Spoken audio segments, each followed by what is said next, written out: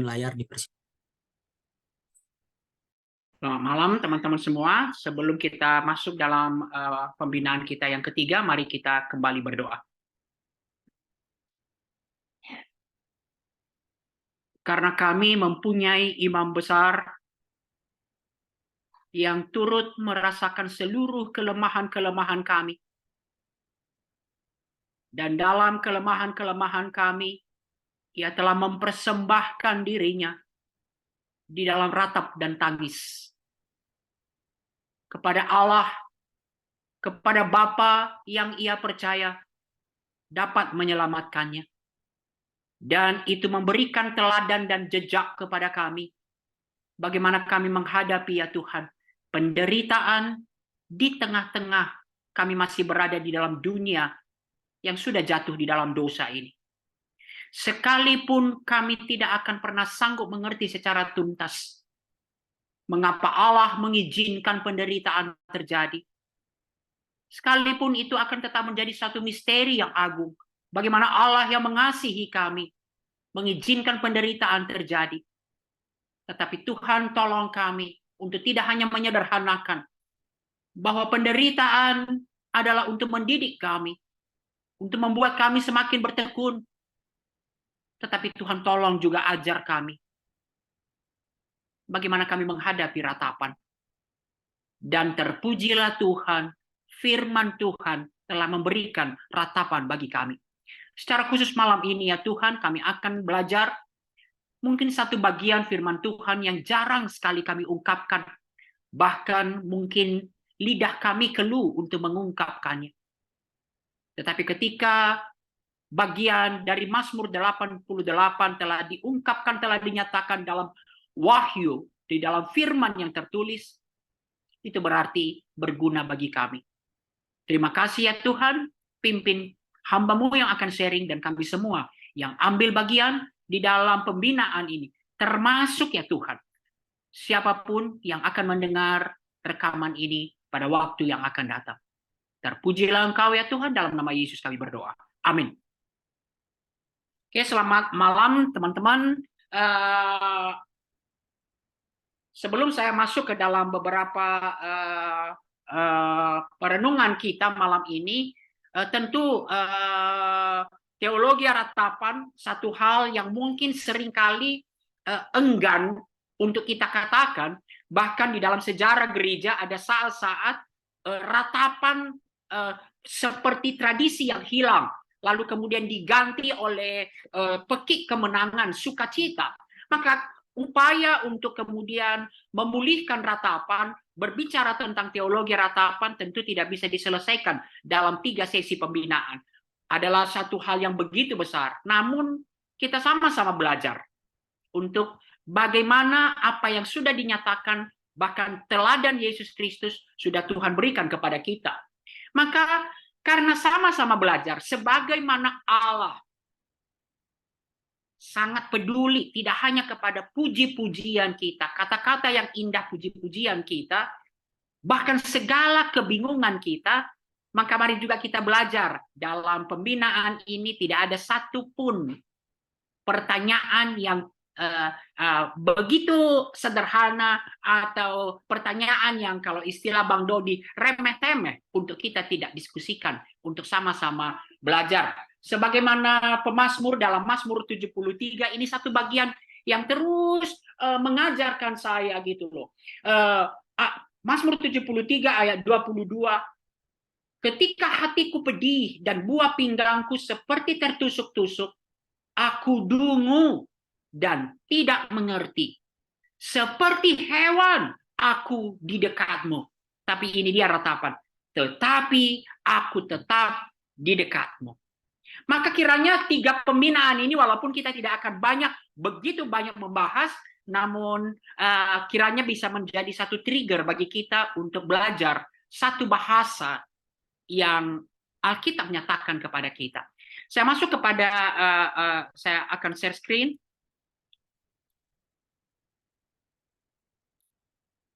Nah, teman-teman mencoba merangkum beberapa pertanyaan di dalam 2 sesi terdahulu. Seringkali kemudian muncul pertanyaan, bukankah kita sudah tahu bahwa penderitaan adalah bagian yang tidak terpisahkan, bahkan pasti terjadi. Itu juga yang kita pertanyakan kepada Yesus. Ketika Yesus berkata, aku harus menderita dan mati. Lalu mengapa harus muncul ratapan? Mengapa harus muncul pergumulan? Juga dipertanyakan, apakah ratapan ini kita sedang mengingkari tentang kedaulatan Tuhan? Maka teman-teman, saya awali perenungan kita malam ini sebelum kita masuk dalam Mazmur 88. Sebagaimana kita sampaikan di awal, ratapan tidak pernah berbicara soal ketidakpercayaan, bukan kurang iman, tapi ratapan itu karena ada konflik iman. Antara iman, antara sesuatu yang diyakini dengan realita yang dihadapi. Maka teman-teman, saya ungkapkan satu yang saya coba rangkum. Pengakuan kita akan kedaulatan Allah dan pengetahuan kita bahwa penderitaan adalah bagian yang tidak terpisahkan dari kehidupan manusia. Itu tidak membawa kita, ya udah terima aja. Mengapa? Karena pengakuan akan kedaulatan Allah, pengetahuan bahwa penderitaan bisa saja terjadi, itu tidak pernah menghilangkan pergumulan rasa sakit ketika penderitaan itu menghampiri kita, ketika penderitaan itu terjadi. Jadi saya ambil contoh paling nyata. Contoh yang paling nyata adalah tentang kematian. Semua kita sangat-sangat yakin kematian terjadi di dalam kedaulatan Allah. Kematian orang-orang terkasih ada terjadi dalam kedaulatan Allah. Kita juga tahu pasti, lambat atau pasti kematian akan menghampiri kita. Kehilangan akan kematian pasti menghampiri kita. Tetapi tetap saja ketika kematian itu menghampiri kita, tidak pernah menghilangkan pergumulan akan rasa sakit. Karena kematian itu. Teman-teman, saya kutip seorang yang begitu fasih berbicara tentang kedaulatan Allah. Saya kutip bahasa Inggrisnya, mudah-mudahan saya tidak salah dalam menerjemahkannya. John Calvin, dia mengatakan saat kita terkena penyakit, ya memang kita akan mengeluh. Kita akan gelisah, kita akan tidak tenang, terengah-engah karena kesehatan kita. Kita pasti akan ditekan oleh kemiskinan. Hati kita terluka oleh panah kekhawatiran, kesedihan. Kita akan terpukul oleh kepedihan, oleh rasa malu, penghinaan, ketidakadilan. Pada pemakaman orang-orang yang kita kasihi, kita akan kehilangan, kita akan menangis. Itu sifat alami kita. Dan kemudian dalam bagian lain disimpulkan, Tuhan dan guru kita mengeluh, meratap, dan menangis, baik dalam tanda kutip, penderitaannya sendiri maupun penderitaan orang lain. Diungkapkan ia menangis ketika Lazarus. Dan ia mengajar kita, murid-muridnya, dengan cara yang sama. Sehingga dalam terang pemahaman kemudian sesi 1 dan sesi 2 yang sudah kita ungkapkan bagaimana perjanjian lama memberikan dasar ratapan. Yesus Kristus menyatakan bahwa ratapan valid dalam konteks kehidupan orang percaya. Maka kita akan bisa sanggup kemudian mengerti Mazmur 88. Dan jika kita mulai memahami Mazmur 88, mungkin kita akan belajar berbicara ratapan di hadapan Allah. Mengapa saya katakan demikian? Mazmur 88 adalah seringkali diungkapkan Mazmur yang paling gelap dari semua Mazmur ratapan. Nah, tentu malam ini saya tidak akan mengeksposisi Mazmur 88, tapi saya akan melihat bagian-bagian yang mengungkapkan tentang ratapan dan kemudian kita akan melihat refleksi teologisnya. Nah, Mazmur ini adalah Mazmur yang paling gelap. Mengapa?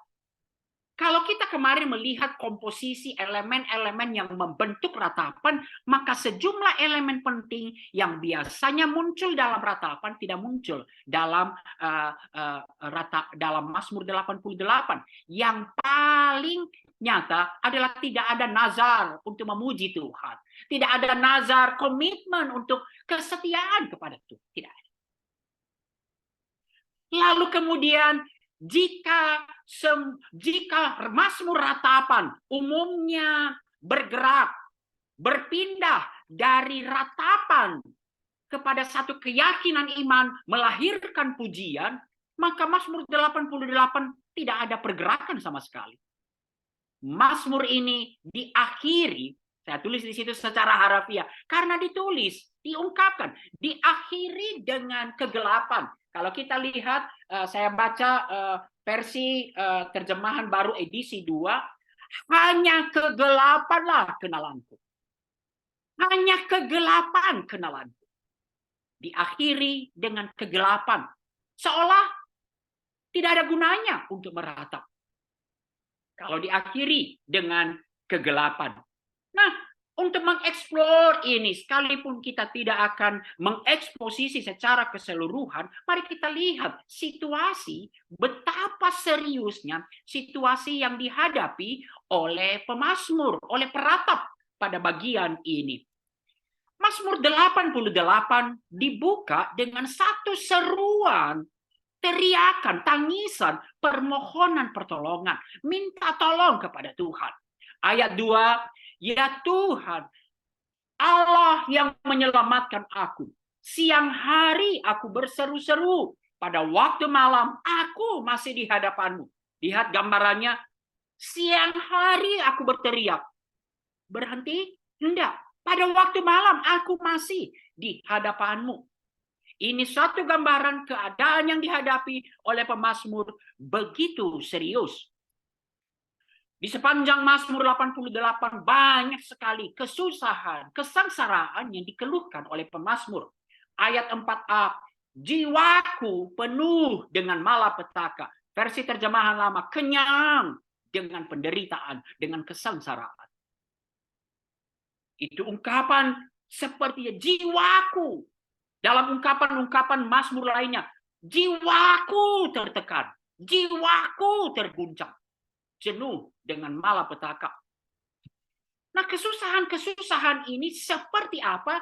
Lalu itu membawanya, kita tidak tahu apakah ini harfiah atau suatu gambaran yang mengungkapkan betapa penderitaannya begitu susah. Digambarkan hampir seperti mati. Dan kita ingat keluhan Tuhan Yesus. Jiwaku, hatiku sangat sedih, seperti mau mati rasanya.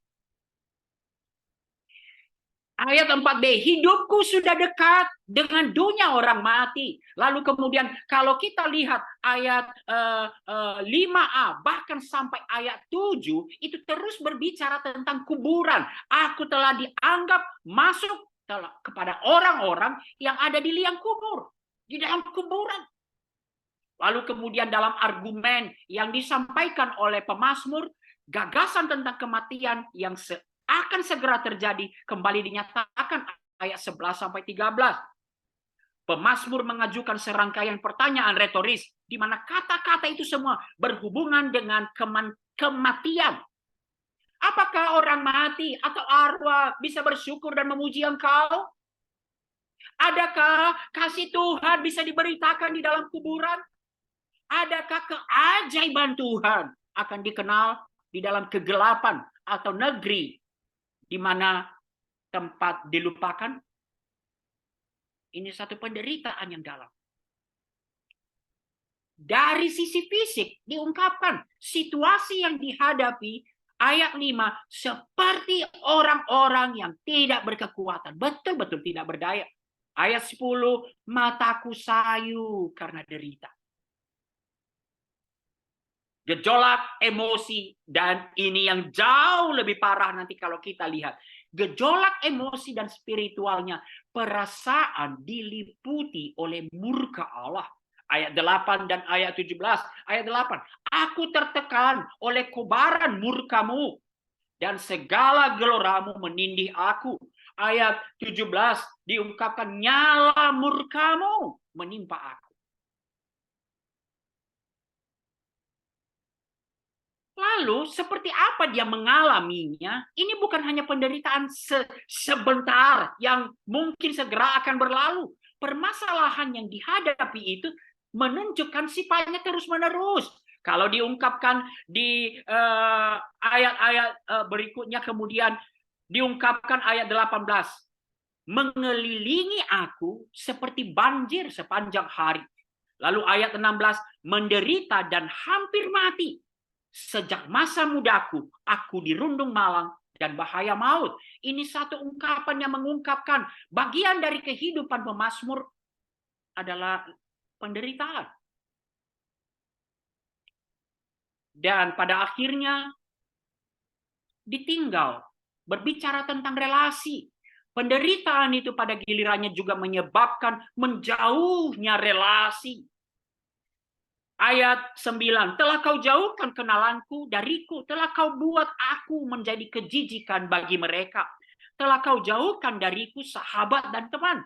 Nah, yang menarik, jika di dalam ratapan-ratapan yang lain jelas, secara jelas diungkapkan siapa musuhnya, siapa penindasnya, menarik, di sini tidak diungkapkan. Hanya diungkapkan begitu tertindas, dan ini nanti akan membawa kita kepada satu perenungan yang lebih dalam. Apa itu ratapan? Dan kemudian dia simpulkan sebagai penutup dari Mazmur 88, hanya kegelapanlah kenalanku. Inilah ungkapan yang dihadapi oleh pemazmur. Sekarang pertanyaannya, dari penderitaan yang begitu membebani itu, yang begitu menyatakan rasa sakit itu, apa respons pemazmur? Dan menarik, di bagian pertama secara jelas diungkapkan kepada kita respon pemazmur dalam keseluruhan Mazmur 88 itu, pemazmur yang menderita itu berteriak minta tolong, mohon pertolongan Tuhan.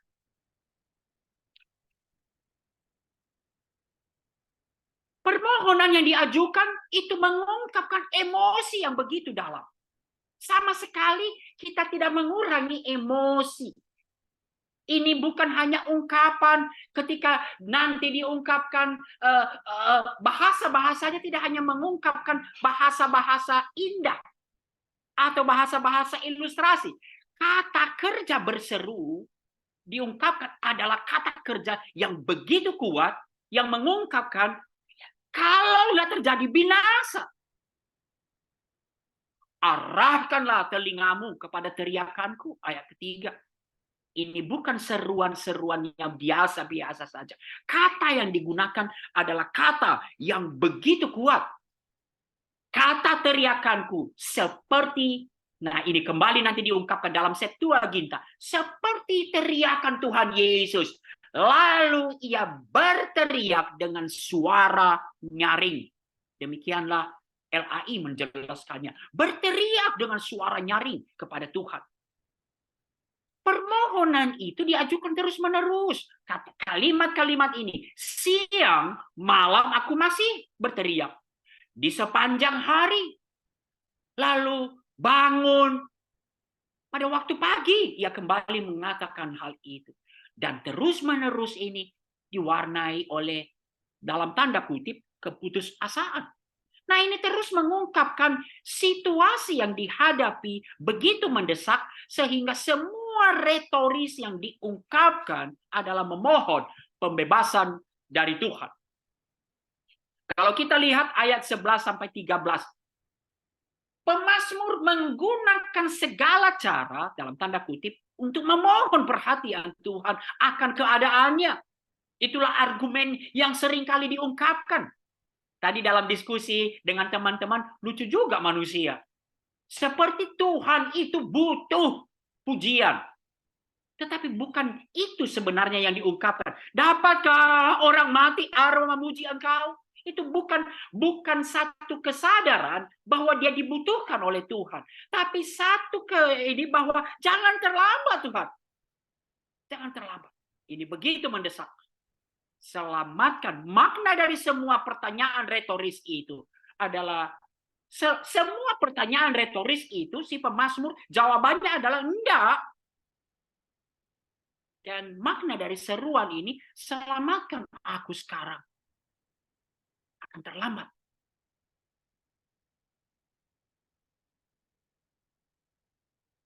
Sekarang, mari kita lihat kemudian apakah kemudian seruan-seruan ini hanya karena penderitaan yang begitu membebani. Dan kalau kita lihat Mazmur 88 ini sesungguhnya mengungkapkan realita yang lebih dalam, realita yang lebih gelap. Dibanding tentu penderitaan adalah sakit. Tetapi ada hal yang kemudian mengungkapkan penderitaan yang lebih gelap. Teman-teman, Mazmur 88 adalah doa orang beriman kepada Allah. Situasinya mungkin sangat menyedihkan, tapi respon pemazmur adalah seruan kepada Tuhan yang di awal, di ayat 2 itu dibuka dengan satu keyakinan iman, dengan satu pujian. Ya Tuhan Allah yang menyelamatkan aku. Ini adalah keyakinan iman yang kokoh. Namun keyakinan iman ini yang membawa kemudian kepada realita yang lebih gelap. Pertanyaannya, iman, kesetiaan sang pemazmur ini justru menimbulkan realita yang lebih gelap, pertanyaan yang meresahkan.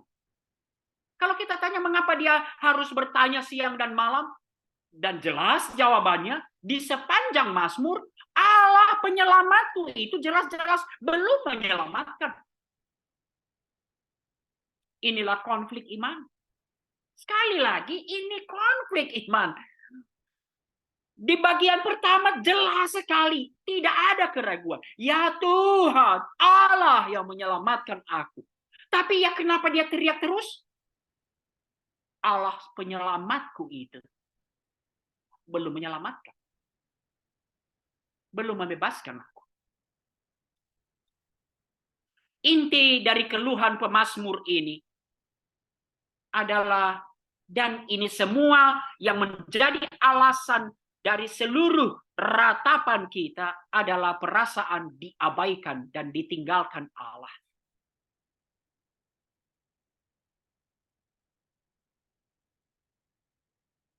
Dan bukankah ini nanti yang akan kembali diungkapkan oleh Yesus Kristus? Allahku, Allahku, mengapa engkau meninggalkan aku? Perasaan ditinggalkan Allah jauh lebih sakit, jauh lebih gelap, dan menjadi dasar dari seluruh ratapan. Pengabaian yang semakin menjadi semakin konflik, semakin menyusahkan. Karena pengetahuan Tuhan dapat menyelamatkan, namun tampaknya ia memilih untuk tidak melakukannya. Kalau kita lihat dalam pertanyaan-pertanyaan retoris tadi ayat 11 sampai 13, ada ungkapan yang mengungkapkan karakter Allah, tindakan yang Allah biasa lakukan. Kita lihat di sana ada keajaiban, kemudian kasih-Mu, kesetiaan-Mu, keadilan-Mu.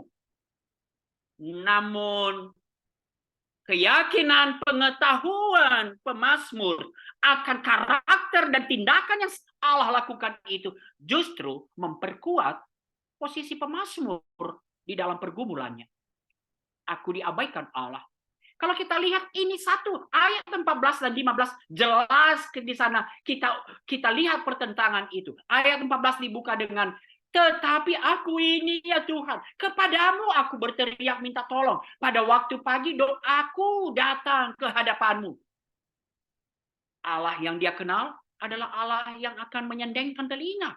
Allah yang akan mendengarnya. Tapi masuk kemudian ayat 15. Mengapa ya Tuhan kau buang aku? Kau sembunyikan wajah-Mu dariku?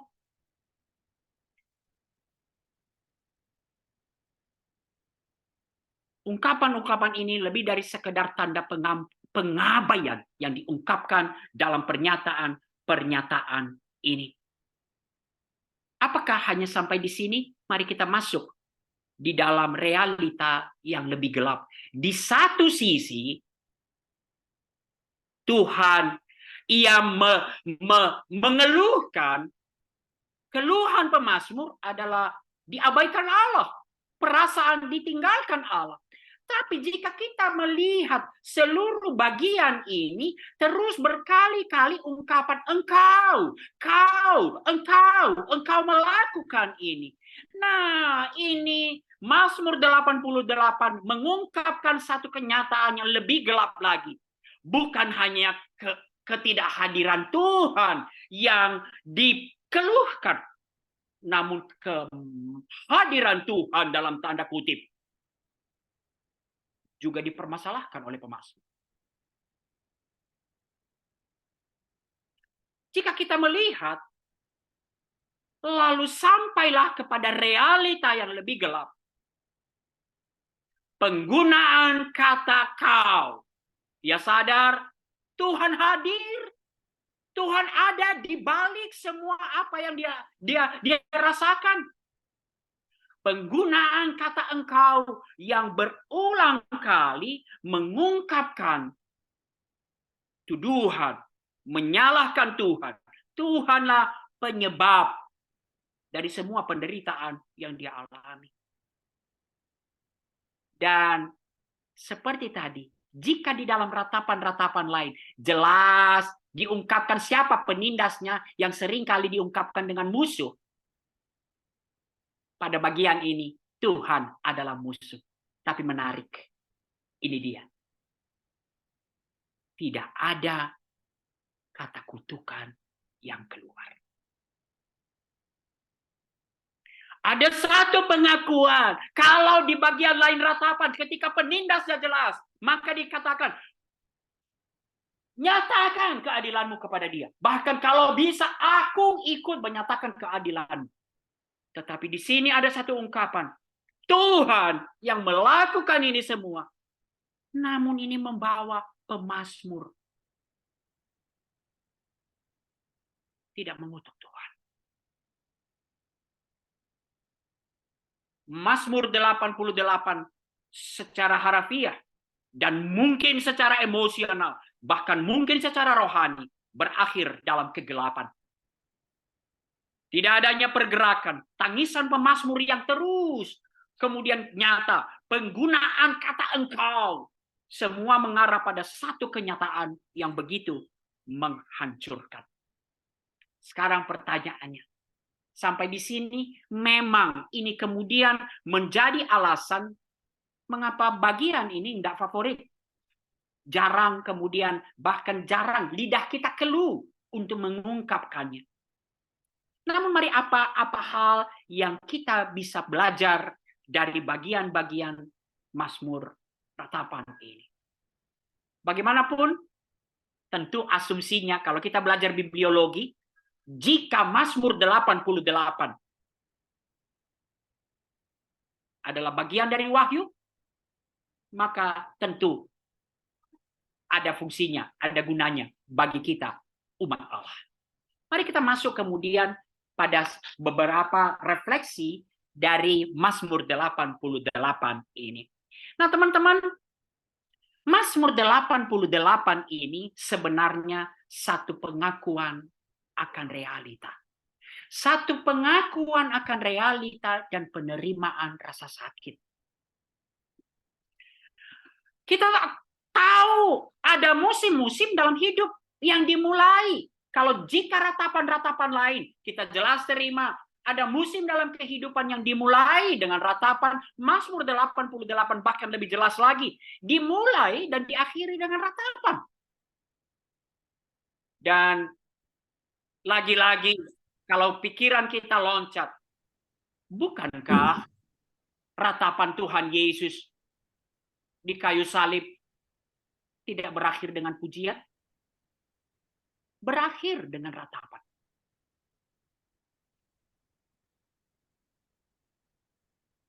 ketika mengungkapkan penderitaan, kesedihan, atau keraguan dianggap bertentangan dengan spiritualitas Kristen yang sejati, maka dampaknya emosi-emosi negatif ini seperti tidak boleh tampak di dalam ibadah-ibadah atau pertemuan-pertemuan komunitas persekutuan kita. Bahkan seringkali diungkapkan, pemakaman diberi label ulang sebagai wow, perayaan. Kita memuji mereka yang dalam tanda kutip tampak kuat dalam menghadapi berbagai penderitaan dan kehilangan yang memilukan. Namun, Mazmur 88 memberikan koreksi yang kuat terhadap optimisme naif. Mazmur 88 ini membawa kepada satu pengakuan akan realita hidup. Dan ini yang akan menolong kita kepada penerimaan rasa sakit. Seburuk apapun, mendorong kita untuk mengakui hal-hal seburuk apapun apa adanya dan tidak dipermanis. Sakit, ya sakit.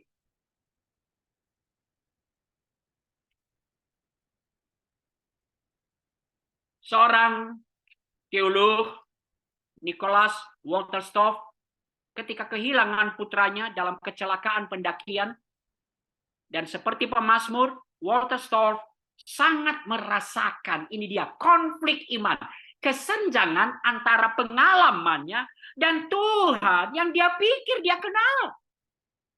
Dan sekali lagi, saya tidak terjemahkan, mudah-mudahan kita bisa melihatnya kalau saya salah kemudian menerjemahkannya. Aku menemui jalan buntu, dan Engkau ya Tuhan yang membawa aku ke sini. Sejak awal aku mendengar tentang-Mu. Sejak awal aku percaya kepadamu. Tetapi siang sudah menjadi gelap. Anakku mati. Dia sudah mati, lampunya meredup. Dan di manakah engkau di dalam kegelapan itu? Aku belajar memata-mataimu dalam terang. Di sini dalam kegelapan ini aku tidak dapat menemukanmu. Jika aku tidak pernah mencarimu atau mencari tetapi tidak pernah menemukanmu, aku tidak akan merasakan sakitnya ketidakhadiranmu. Bukan ketidakhadiranmu yang aku tinggalkan, melainkan keberadaanmu yang membawa itu sulit dipahami. Dan kepada orang-orang, mungkin ini seruan kepada komunitas orang percaya, dia mengungkapkan, but please, jangan bilang itu tidak terlalu buruk. Jangan permanis. Karena itu, kalau tugasmu sebagai penghibur adalah memberitahuku bahwa sebenarnya itu tidak terlalu buruk, dan kamu tidak duduk bersamaku dalam kesedihanku, menempatkan dirimu jauh dariku, itu tidak membantu. Apa yang perlu saya dengar dari Anda adalah Anda menyadari betapa menyakitkan hal itu. Aku perlu mendengar darimu bahwa kamu bersamaku di dalam keputusasaanku. Kalau mau menghiburku, kamu harus mendekat. Duduk di sampingku di dalam kursi kedukaanku, bangku kedukaanku, ratapanku. Jangan sekali-sekali, Wolterstorff mengatakan, jangan sekali-sekali permanis. Kehilangan adalah kehilangan. Tip, jangan katakan tidak terlalu buruk. Suatu, nanti di bagian akhir saya akan kutip kemudian apa hasil dari ratapan dia. Mazmur, lalu kemudian kita lihat satu pengakuan percaya. Itu refleksi teologis. Yang kedua, apakah Mazmur 88 ini satu ungkapan ketidakpercayaan? Dan Mazmur 88 justru respons iman. Mazmur 88 merupakan respons iman dan bukan ketidakpercayaan. Ratapan seperti halnya pujian adalah respons yang benar. Walaupun tentu himne-himne dalam Mazmur memuji Tuhan tentang siapa Dia. Dan Mazmur bersyukur karena perbuatan-perbuatan ajaib, tindakan penyelamatannya. Mazmur ratapan dengan tepat mempertanyakan, meratapi janji Tuhan yang belum tergenapi.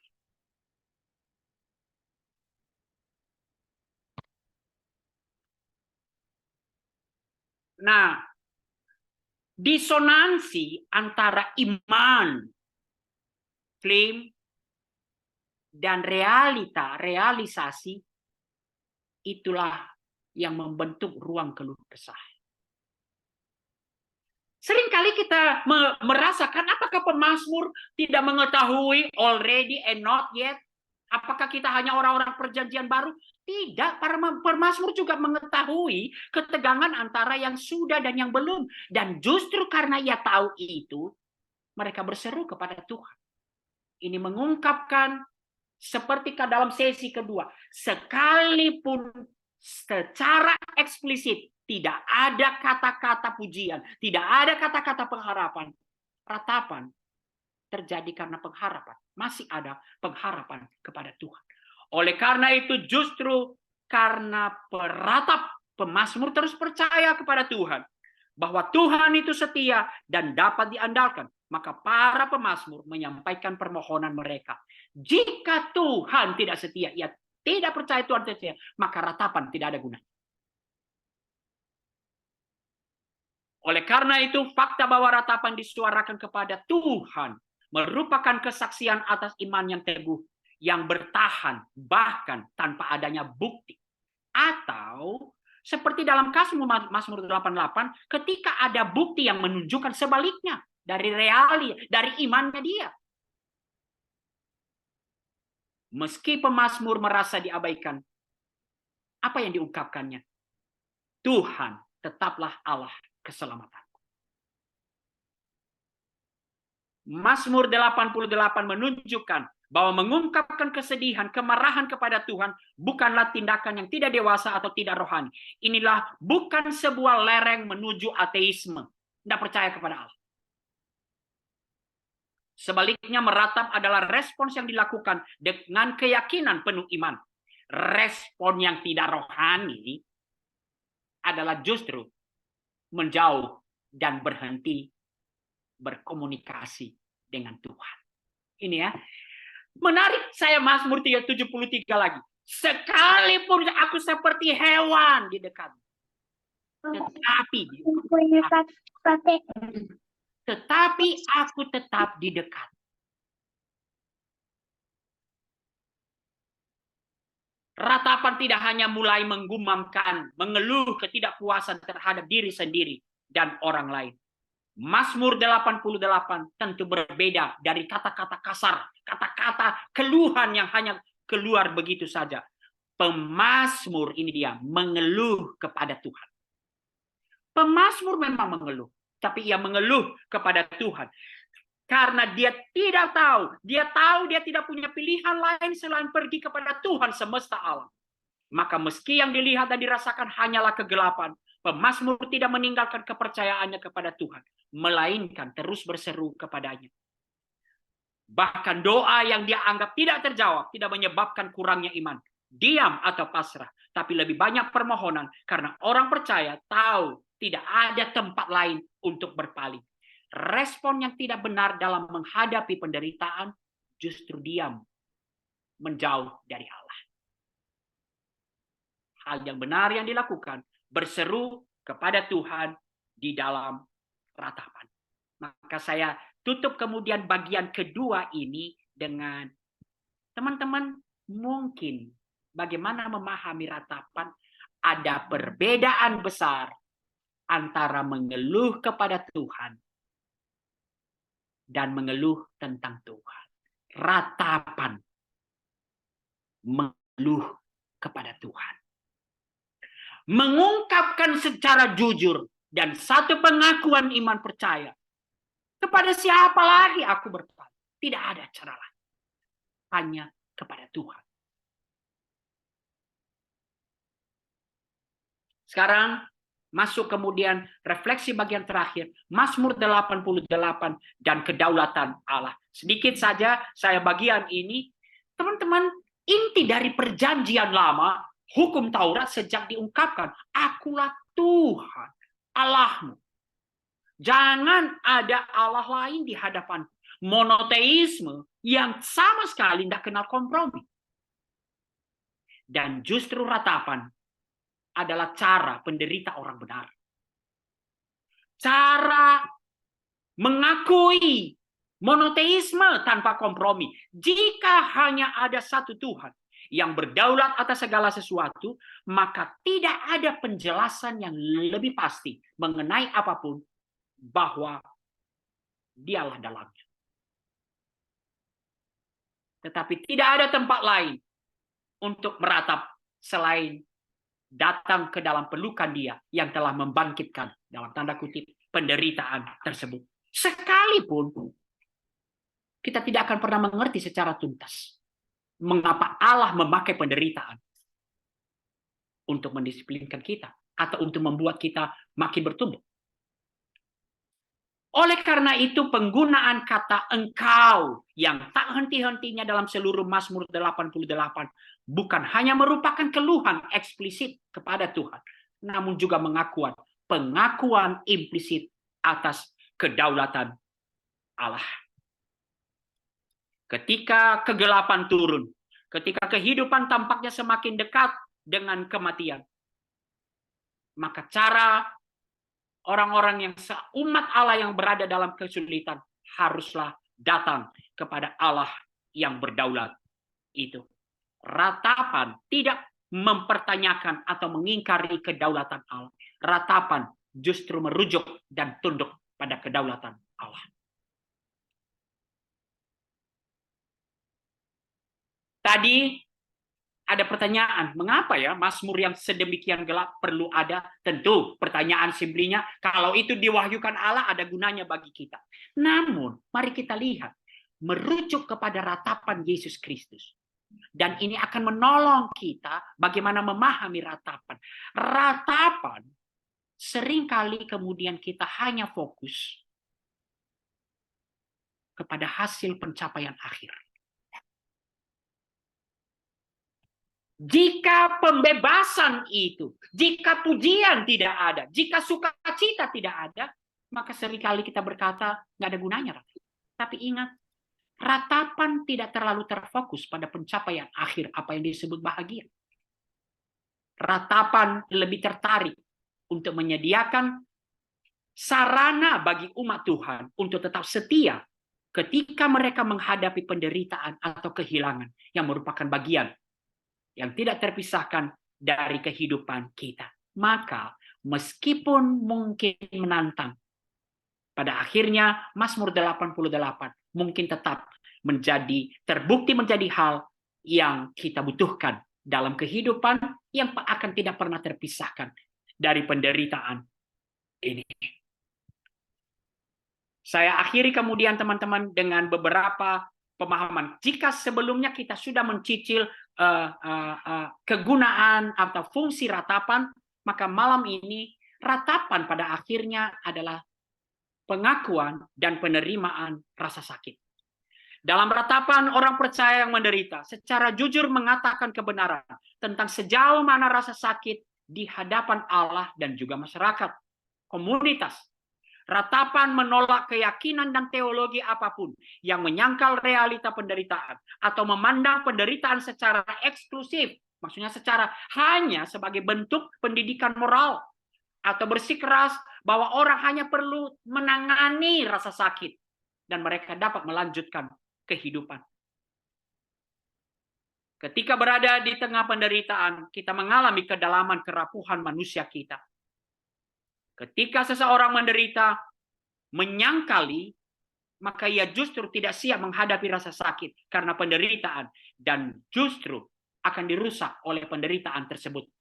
Timothy Keller, saya kutip, mengatakan bahwa orang Kristen harus percaya bahwa penderitaan dan rasa sakit itu nyata, bukan ilusi, tidak ada penafsiran ulang. Sakit, memang menderita. Maka Samuel, saya kutip apa yang diungkapkan Samuel Wells and Marcia Owen.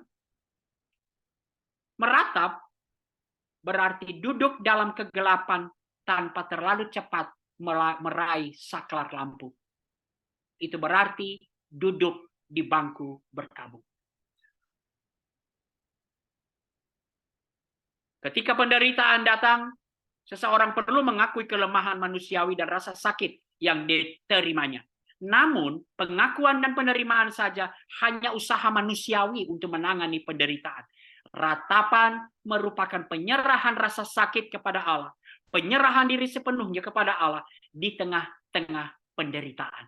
Dan bukankah ratapan Tuhan Yesus Kristus diakhiri dengan ke dalam tanganmu kuserahkan nyawaku. Satu penyerahan total. Ke dalam tanganmu kuserahkan nyawaku. Ratapan mengarahkan penderitaan untuk melihat kepada Allah. Ketika berada di tengah penderitaan, ratapan adalah sebagai bentuk penyerahan diri kepada Allah.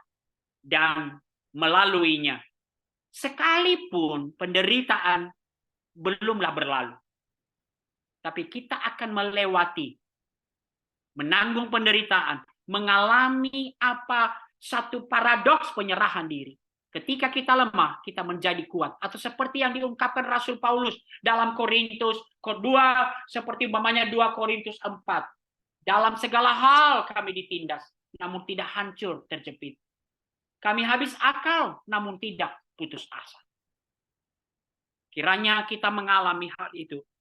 Dan sebagai penutup, saya kutip kemudian Nicholas Wolterstorff dalam Lamen kepada anaknya. Kemudian dia berkata, iman yang mengandung ratapan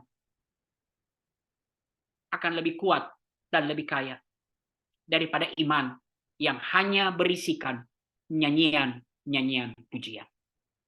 Kiranya 3 sesi ini bisa menolong kita untuk mulai memikirkan satu bahasa yang Allah nyatakan kepada kita di tengah suatu realita bahwa kehidupan kita tidak terpisahkan dari berbagai kesulitan, berbagai penderitaan dan pergumulan. Amin.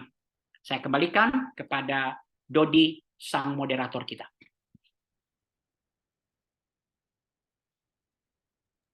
Terima kasih Bang Niko.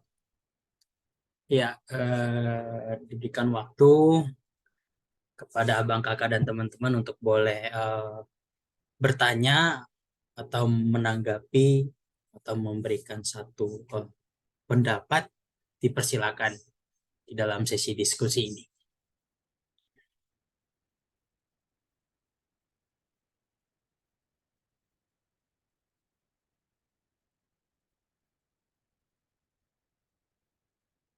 Silakan untuk bisa raise hand atau oke. Silakan Kak Marini.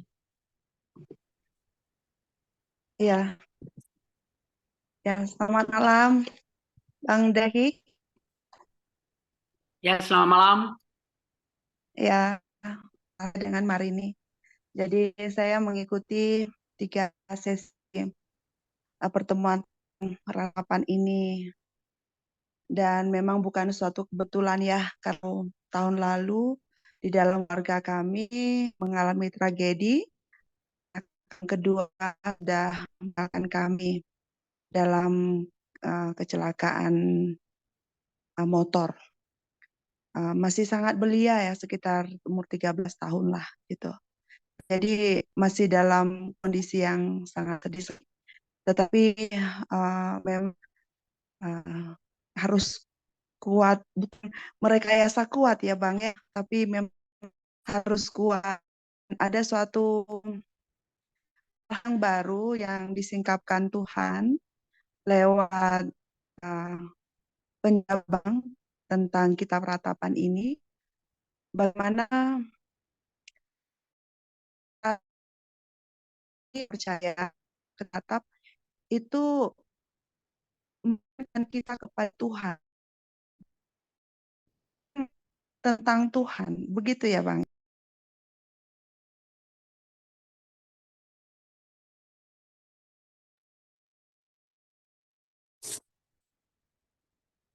Iya kan nampaknya kamar ini luar ya, kena jaringan.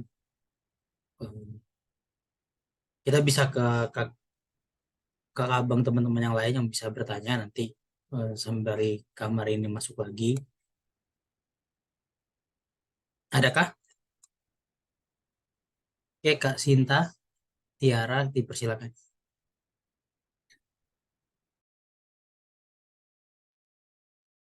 Saya lanjut ya. Halo? Halo? Ya, Halo, kayaknya ya lanjut Kak. ke kamar ini dulu ya, Bang Doni ya. Oke, Ya, oke, Bang. siap-siap. Ke kamar ini Ya, lagi, silakan Kak. ya, terima kasih. Jadi agak saya di sini Kalang ini ya, jadi hujan terus kalau di Kalang ini. Nah, jadi tadi ratapan berbicara menyampaikan keluhan kita kepada Tuhan dan bukan keluhan tentang Tuhan. Nah, itu satu poin besar yang saya dapatkan, bukan suatu hal yang menyingkirkan ya, sesuatu hal yang baru. Kemudian hal yang kedua ya, kami mengalami perasaan ditinggal. Ternyata sangat sedih sekali ya secara kenyataan perasaan ditinggal itu ya. Karena memang di dunia ini kita meninggalkan atau kita yang ditinggalkan itu. Nah, itu contoh yang kuat adalah sikap Tuhan Yesus. Tuhan Yesus juga Allah mengatakan kenapa Allah meninggalkan aku ya? Kenapa engkau tinggalkan aku gitu ya? Nah, poin yang menjadi kekuatan saya adalah dalam konteks itu saya juga tinggalkan gitu ya. Nah, jadi saya lagi melihat kebenaran Allah, Bapa pemilik manusia. Jadi itu ya sehingga tidak cengeng dengan realita yang ada ya, tetapi tetap memikir, tetap move di hadapan Tuhan dengan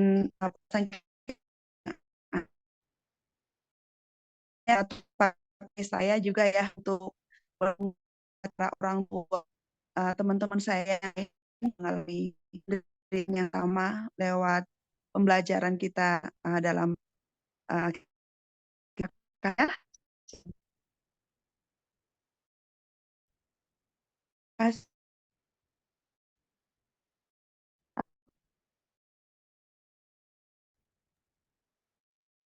halo Ya Kak. Halo, ya ya, tadi terdengar suara saya ya. terdengar sampai terakhir tadi. Oke. Ya, Ya, terima kasih. makasih banyak atas sharingnya, puji Tuhan. Artinya ini menambah memperkuat apa yang kita diskusikan malam hari ini, bahwa itu kehilangan orang-orang terkasih adalah tetap saja bagian yang tidak terpisahkan. Kita tahu itu, tapi ketika itu menghampiri kita, tetap akan membawa kita kepada pergumulan rasa sakit. Dan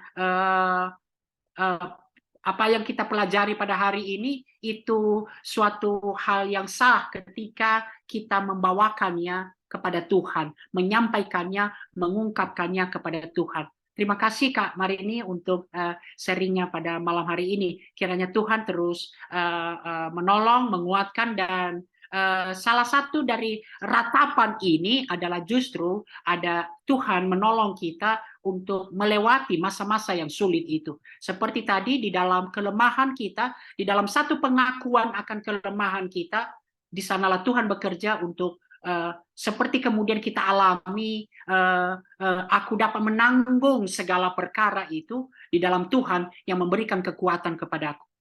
Menarik, Yesus ketika dalam pergumulannya, aku begitu takut, dan diungkapkan di sana, di dalam Lukas diungkapkan bahwa Bapa mengirimkan malaikatnya dan memberikan kekuatan kepada Tuhan Yesus. Jadi apa yang diungkapkan oleh Yesus secara nyata, secara jujur, aku begitu takut. Dan Lukas menambahnya bahwa ketakutan itu sampai kemudian keringatnya bercampur darah. Dan Lukas secara jelas mencatat Bapa mengirimkan malaikatnya untuk menguatkan Tuhan Yesus. Dan kiranya itu pun kita alami dalam proses ratapan kita. Makasih Kak Marini. Ya, terima kasih Kak Marini. Kita bisa ke Kak Sinta Tiara. Ya, terima kasih Bang Dodi, Bang Niko, saya Sinta dari Jakarta. Ada beberapa pertanyaan.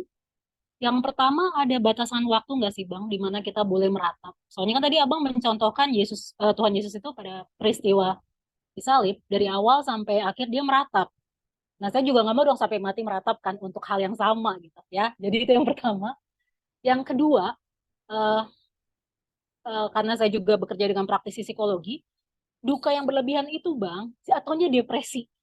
Dan kalau sudah depresi, itu disorder. Kita nggak bisa bekerja, kita nggak bisa hidup secara normal. Nah, pertanyaan berikutnya adalah,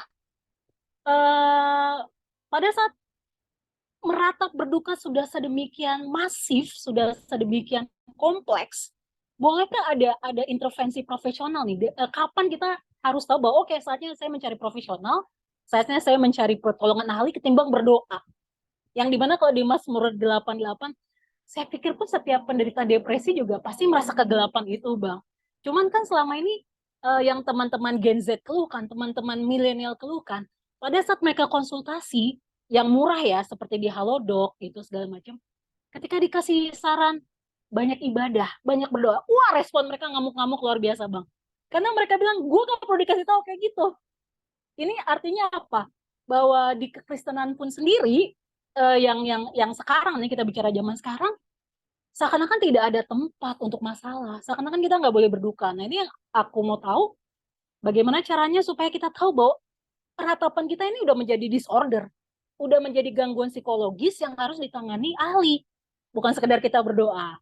Bukannya saya tidak diberkati oleh penjelasan Bang Niko, sangat, tapi memang mental health itu sesuatu yang isunya ini udah luar biasa meresahkan nih Bang Niko. Jadi aku pikir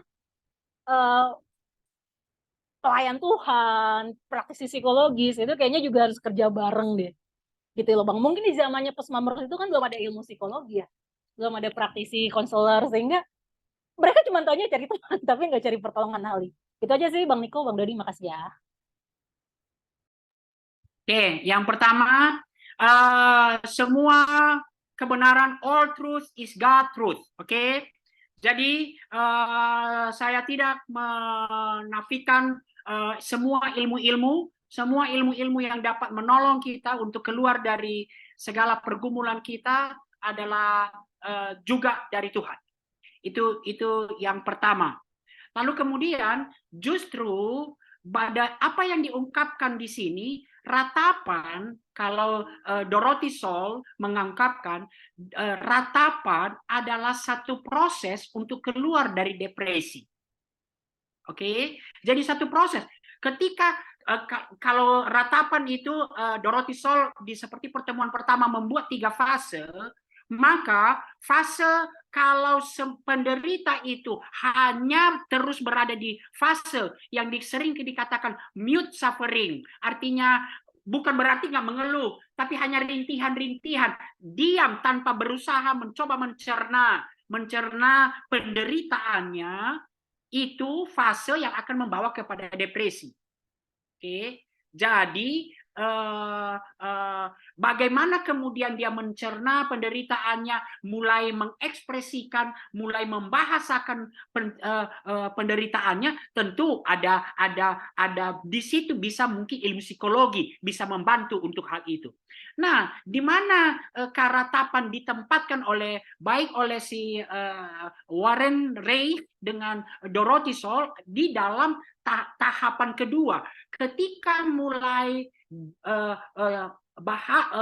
dikomunikasikan, dibahasakan, tidak tenggelam dalam diri sendiri, maka di sanalah kemudian keluar apa yang dikatakan ratapan. Itu menuju proses perubahan. Jadi saya setuju. Itulah sebabnya dalam Mazmur-Mazmur ratapan yang sangat kesal, yang sangat kental adalah seperti dia bertanya kepada dirinya, "Hei, mengapa tertekan, hai jiwaku?" Oke? Tertekan pada jiwaku itu akan membuat depresi. Mengapa tertekan, hai jiwaku? Dan ketika kemudian berharaplah kepada Tuhan, ada harapan, dan itu adalah ruang dari ratapan. Jadi apa yang diungkapkan ratapan di sini jangan kita bayangkan kemudian artinya dalam konteks terus-menerus menangis. Oke?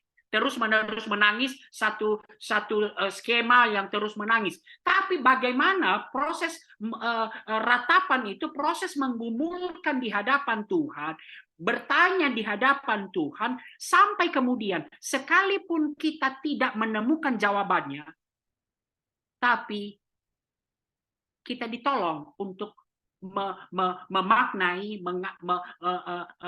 ratapan itu, menyusun kembali, atau kalau dalam bahasa Walter Mann dia mengatakan gini, Brueggemann dia mengatakan dalam penderitaan terjadi distorsi, dan reorientasi itulah ratapan. Jadi bukan membayangkan tenggelam dalam kabung terus gitu ya. Itu ratapan. Ketika mengkomunikasikan. Nah, apa yang saya ungkapkan tadi adalah bagian dari proses ratapan adalah kemudian bukan tangisannya yang sampai kepada akhir. Oke. Tapi ratapan Tuhan Yesus bergerak dari pertanyaan, Allahku, Allahku, mengapa engkau meninggalkan aku? Bergerak kemudian kepada satu penyerahan total kepada Tuhan. Kepada satu pengharapan secara jelas kepada Tuhan.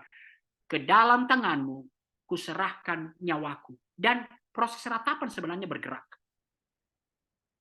Jadi tidak berbicara keluhan dan tangisan yang terus-menerus. Inilah proses ratapan secara utuh kita harus lihat. Nah, sampai berapa lama kita tidak akan bisa membuat satu batasan tertentu.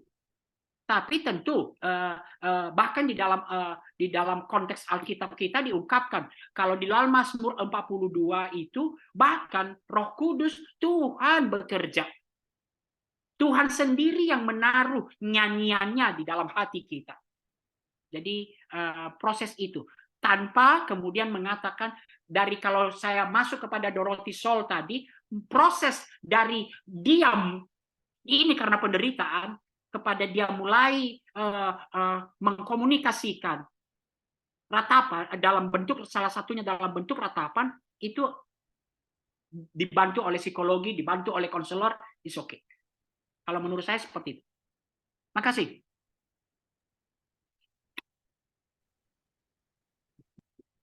Bang. Ya. Di sini ada satu tanggapan dari Bang Barmen. Ya, bukan mau bertanya, hanya ingin merespon, Bang. Jika melihat ratapan sebagai hal yang baik dan sudah seharusnya, aku pikir ini jadi tantangan dan tugas baru dalam parenting Kristen.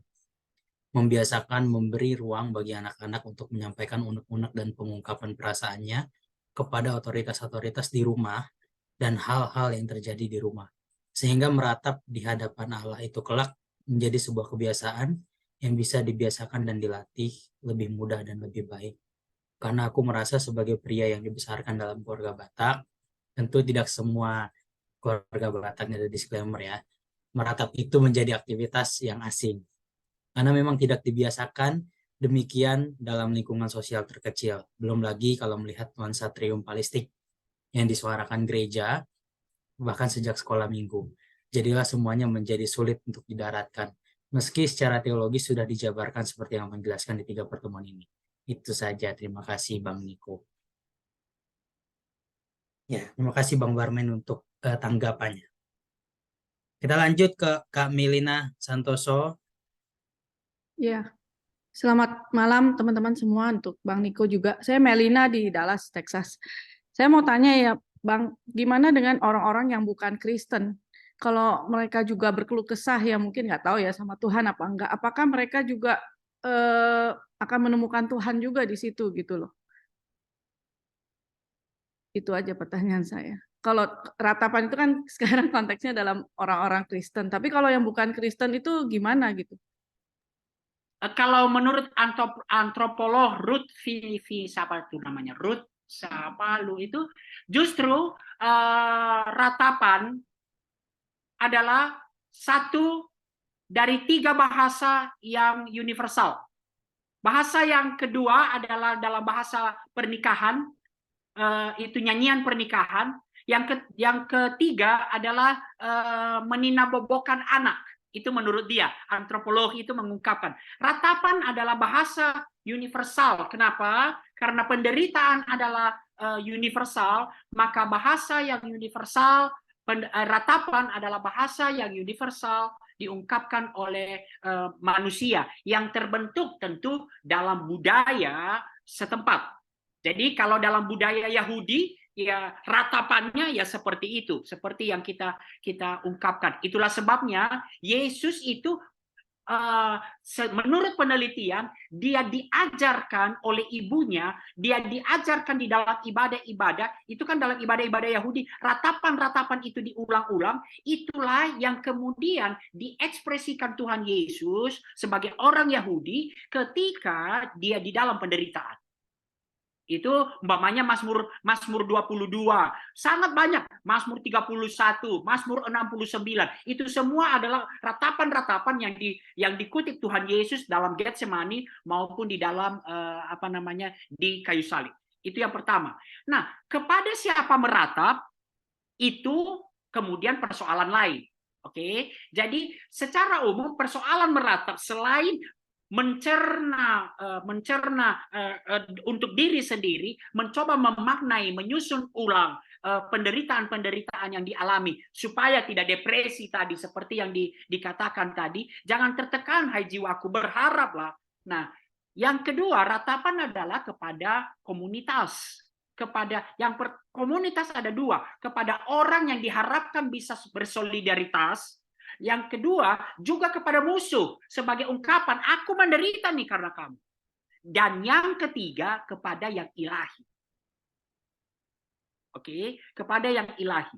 Nah, jadi itulah kemudian inti dari ratapan yang diungkapkan oleh Alkitab, ratapan perjanjian lama memang secara umum kemudian ditujukan kepada yang ilahi, adalah Allah yang mereka yakini sanggup bisa membebaskan mereka, penyelamat mereka. Nah, apakah kemudian dalam ratapan mereka bisa berjumpa dengan Tuhan? Saya pikir yang pertama, ini bisa menjadi anugerah umum. Artinya di dalam mereka meratap, Tuhan merespons itu sebagai suatu cara pemulihan dan penyembuhan. Dalam anugerah umum yang dirasakan semua orang. Saya contoh umpamanya Amsal yang mengatakan hati yang gembira adalah obat. Apakah itu hanya berlaku untuk orang Kristen? Anugerah umum. Secara umum, siapa yang bergembira akan dalam tanda kutip, walaupun itu bukan janji, itu hikmat untuk hidup. Nah, itu anugerah umum.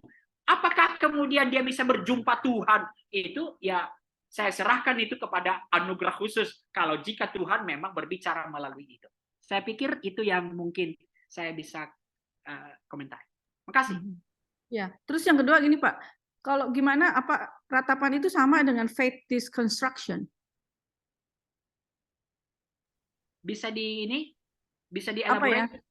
Maksudnya faith deconstruction, jadi dalam pergumulan itu dia meratap ya tiba-tiba iman dia berubah atau dia tinggalin Tuhan atau malah dia makin kuat imannya. Jadi apakah Nah, bisa dikategorikan dengan itu gitu? kalau Fetish tadi conversion. dari Mazmur 88, justru dari awal sampai akhir, dia tidak tergelincir untuk menjauh dari Tuhan.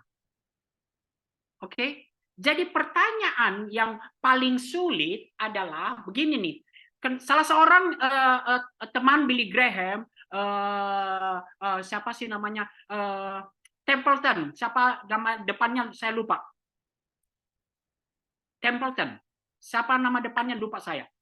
Itu kemudian dia membuat satu buku apa namanya? Farewell to God.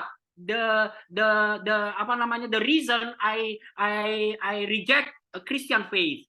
Karena ini dia tidak meratap kepada Tuhan, tapi dia meratap tentang Tuhan. Jadi itu ceritanya, dia itu adalah dulu teman penginjil, tim penginjil dari Billy Graham. Lalu ketika dia kemudian melihat satu daerah di Afrika, majalah Life kalau nggak salah, dia melihat ada seorang ibu menggendong anaknya yang begitu kurus, lalu kemudian muncul suatu narasi di situ, udah berapa tahun tidak turun hujan. Oh, Charles Templeton kemudian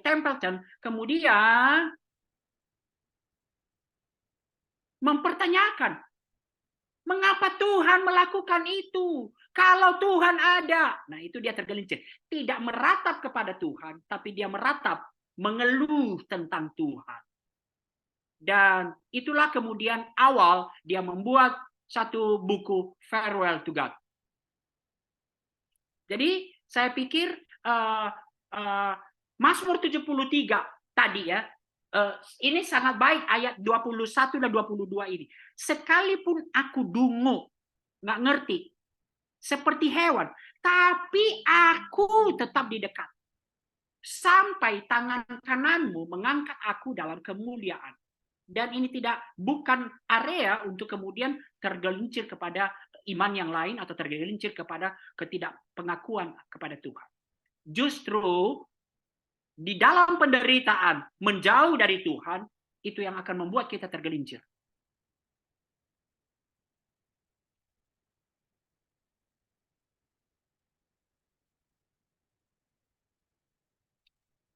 Ya Bang, makasih Bang. Terima kasih Kak Melina. Kita ada pertanyaan di chat Bang. Tadi Abang bilang ratapan itu bisa disampaikan kepada Allah, musuh, atau orang lain. Bang, apakah kita perlu meratap kepada musuh? Bukankah itu akan makin menyenangkan bagi musuh dan makin merendahkan kita?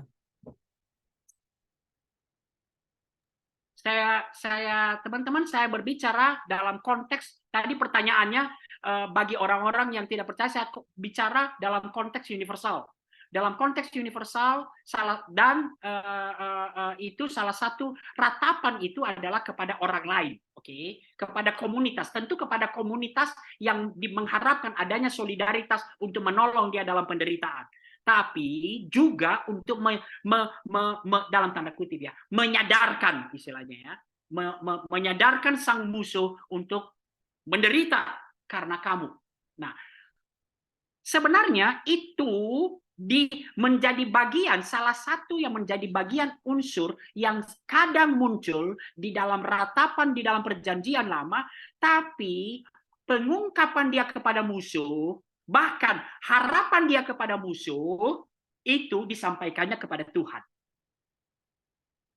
Jadi itu konteks di kita kemudian di dalam ratapan perjanjian lama. Ketika utamanya diarahkan kepada Tuhan, maka keluhannya tentang musuhnya, harapannya tentang musuhnya supaya Tuhan menindas musuhnya, itu dia sampaikan kepada Tuhan. Itulah yang kita kenal kemudian dengan Mazmur kutukan.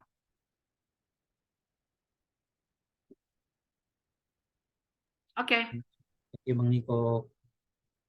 Ada lagi dari kakak Bang teman-teman yang mau bertanya atau berikan tanggapan? Persilakan melalui chat atau raise hand.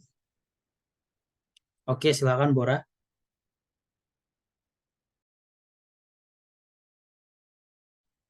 Ya, selamat malam Bang Niko dan kakak abang semuanya. Pertama aku mau berterima kasih dulu untuk GCLC 3 sesi ini yang mengajarkan bahwa Alkitab sendiri nggak meniadakan kesempatan untuk umat Tuhan meratap gitu ya. Bahkan umat Tuhan didorong untuk mengatakan perasaannya yang paling jujur gitu kepada Allah. Nah, tapi kalau baca konteksnya Mazmur 88 atau Mazmur 89 gitu. Kalau Mazmur 88 kan dia ringkas ya, memang dari awal udah kayaknya ada dakwaan atau tuntutan kepada Allah. Kalau di Mazmur 89 menurutku jauh lebih puitis gitu, penyampaiannya kayak lagi di persidangan. Si pemazmurnya mengatakan terlebih dahulu bahwa Allah yang adalah Allah yang penuh dengan kesetiaan terhadap janjinya dan lain sebagainya, tetapi kok nggak melakukan hal yang seperti yang dia lakukan atau seperti yang dia janjikan gitu. Hal yang juga membuat aku berpikir bahwa kerap kali kegagalan manusia untuk melihat karakter Allah adalah dia terlalu fokus atau manusia terlalu fokus pada pengertiannya gitu. Allah adalah Allah yang baik, Allah adalah Allah yang maha hadir, tetapi kerap kali gagal mengetahui atau mencoba mengerti Allah yang real sebenarnya seperti apa gitu. Karena ada satu, aku lupa siapa yang pernah bilang bahwa Mazmur-Mazmur seperti Mazmur 88 ini konteksnya seperti counter testimoni gitu. Jadi dia lagi kayak menyerang testimoni-testimoni tentang kesaksian bahwa Allah yang selalu hadir dengan menghadirkan Mazmur-Mazmur yang seperti ini. Nah, pertanyaannya adalah kan kita bisa baca gitu ya Bang, bisa lihat juga bahwa di Mazmur 88 atau Mazmur 89 yang berdekatan itu kayaknya nggak ada resolusi gitu dari pergumulannya. Memang mudah untuk bilang bahwa ratapan itu perlu untuk orang Kristen menyatakan keberserahannya dan kepasrahannya kepada Allah. Tapi kalau konteks implementasinya gimana ya Bang? Ketika ada pergumulan atau dalam kondisi kita meratap, terus kita nggak menemukan resolusi bahkan ketika kita sudah berseru-seru kepada Allah. Gitu. Kayaknya nggak selesai gitu permasalahannya itu. Ya betul sih, memang nggak boleh melarikan diri dari Allah ya. Tapi bagaimana caranya supaya masih relevan gitu Mazmur 88 dan Mazmur 89 ini terhadap perjuangan iman kita supaya kita nggak jadi disruptif atau jadi nggak tergoncang gitu iman. Ketika kita nggak menemukan resolusi daripada ratapan kita itu mungkin entah dalam timeline tertentu atau bahkan sampai mati kita nggak menemukan resolusi daripada ratapan yang kita alami. Makasih. Ini dia. Kalau resolusinya itu adalah menurut kita selalu adalah pembebasan dari masalah, mungkin kita tidak akan melihat selalu bahwa ratapan ini oke. Kalau ininya adalah resolusinya itu adalah pembebasan dari masalah. Tapi tadi kalau saya tadi ungkapkan salah satu yang ratapan itu lebih kepada tidak kemudian berbicara pembebasan dari masalah apa yang kita sebut kemudian bahagia. Tetapi bagaimana kita kemudian, kalau tadi saya kutip apa yang kata Sinta Tiara, tidak masuk di dalam depresi, tetapi sanggup melewati, sanggup melewati penderitaan itu, sanggup menanggung penderitaan itu, maka kita akan lihat ratapan berharga. Jadi ini tetap relevan. Artinya dia sampai akhir dia tidak pernah gagal akan keyakinannya kepada Tuhan. Dan sekalipun tidak dituliskan dalam hal ini, artinya bagian ketika dia terus mengungkapkan penderitaannya itu adalah salah satu bukti bahwa dia tetap bertahan melewati penderitaannya itu tanpa kemudian dia berpaling daripada Tuhan. Nah, jadi apa yang diungkapkan tadi seperti di dalam ini saya pakai kemudian konteks apa yang diungkapkan Rasul Paulus dalam dalam Filipi. Tetapi biarlah damai sejahtera yang melampaui segala akal. Artinya apa? Melampaui segala pertimbangan manusia. Kata manusia, bahwa apa yang kita sebut resolusi adalah ketika pembebasan itu terjadi, ketika hilang penderitaannya. Tapi diungkapkan di sana, yang melampaui segala akal akan menguasai pikiran dan hatimu. Atau di dalam Filipi di bagian akhir, aku dapat menanggung segala perkara. Karena ia Allah yang memberikan kekuatan kepadaku. Jadi satu sisi ratapan adalah tidak hanya terpujilah Tuhan jika ada resolusi pembebasan dari permasalahan. Tapi ratapan yang paling penting kemudian salah satunya adalah bagaimana kita kemudian bisa menanggung, bisa melewati masa-masa penderitaan itu dengan baik.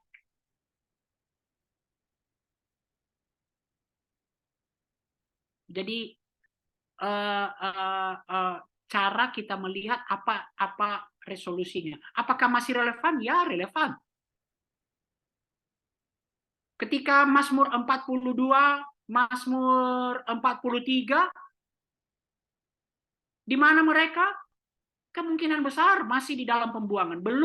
Belum kembali ke Yerusalem. Itu kan ininya mereka. Aku ingat zaman dulu baik Allah. Belum, masih di sana. Tapi dia udah berani berkata, jangan tertekan hai jiwaku. Berharaplah kepada Tuhan. Pembebasan resolusinya tidak hanya sekedar mereka balik ke Yerusalem. Tapi ketika ini, ratapan 3 yang seringkali kita ngomong. Apa itu? Kasih setia Tuhan tak berkesudahan. Selalu baru tiap pagi. Mereka di mana? Masih di pembuangan. Dan kalau itu kemungkinan besar, kalau ratapan itu ditulis di awal, berarti masih 70 tahun. itu satu hal yang gak mengerti loh. Masih 70 tahun. Nah, lagi 2 Korintus 4. Saya sih sangat memahami ini dia ketika Rasul Paulus ngomong, dalam segala hal kami ditindas, namun tidak hancur terjepit. Kami habis akal, namun tidak putus asa.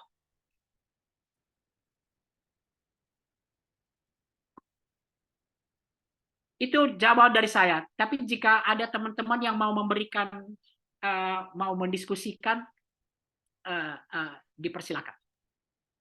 Ya, dipersilakan. Entah Deborah juga mau menanggapi atau teman-teman lain.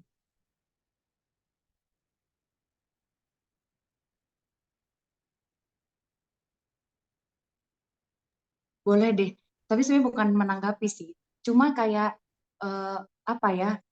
Kan ini ada di dalam Alkitab, berarti kan sebenarnya Mazmur 88 atau bentuk-bentuk Mazmur ratapan lainnya itu diizinkan Allah untuk dimengerti oleh kita sekarang gitu. Nah, tapi ya itu sih sebenarnya pertanyaan yang klasik ya. Kenapa kemudian budaya untuk meratap atau kayak budaya untuk memberikan misalnya saran kepada orang yang sedang meratap itu tidak diajarkan gitu pada ajaran kekristenan atau at least di gerejaku lah misalnya gitu ya Bang. Kayak terkesan bahwa ketika kita mengungkapkan sesuatu yang seperti mendakwa Allah terhadap kondisi kita itu kayak teman-temannya Ayub lah gitu. Kamu jangan kayak gitulah gitu ngomongnya negatif banget gitu. Padahal sebenarnya again dari 3 JCLC yang aku ikuti semuanya mengarah kepada bahwa kemampuan manusia untuk meratap itu sebenarnya bukan karena dia nggak beriman, justru karena ada respon iman yang mau dinyatakan kepada Allah. Tetapi ya itu lingkungan kita nggak cukup mendukung kita untuk bisa meratap kepada Allah.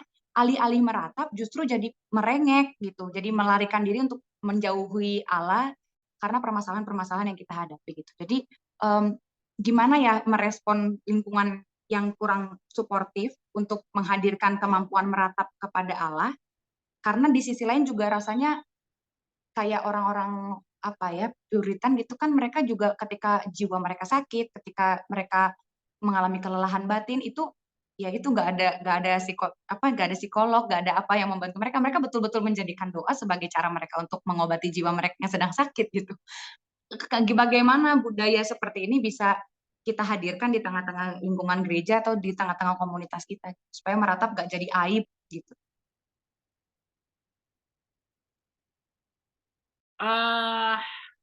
Kalau kemarin ini kekristenan seringkali ini kalau tadi orientasi resolusi, kekristenan pengen sekali ini ya cepat sekali langsung meloncat kepada pekik kemenangan, pekik sukacita, dan itu membombardir seluruh kekristenan kita, sehingga nggak layak kata-kata yang ratapan itu dinyatakan. Jadi sesungguhnya memang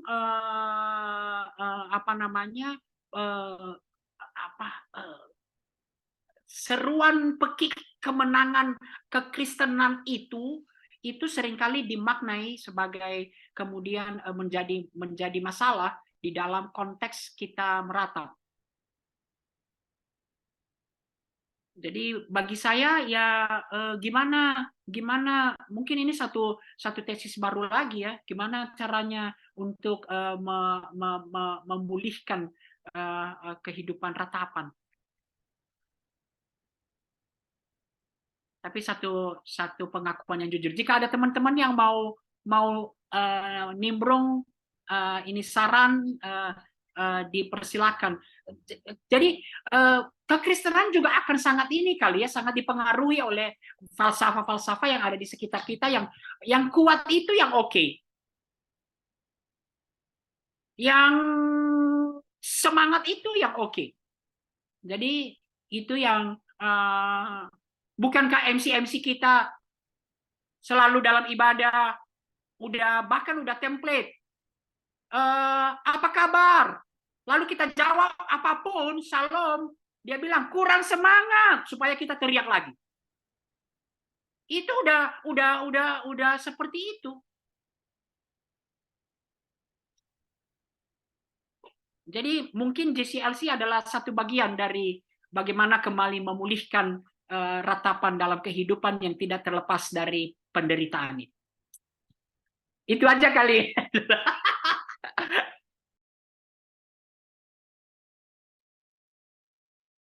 Oke, thank you Bora. Ya, sekarang ada pertanyaan lagi di chat.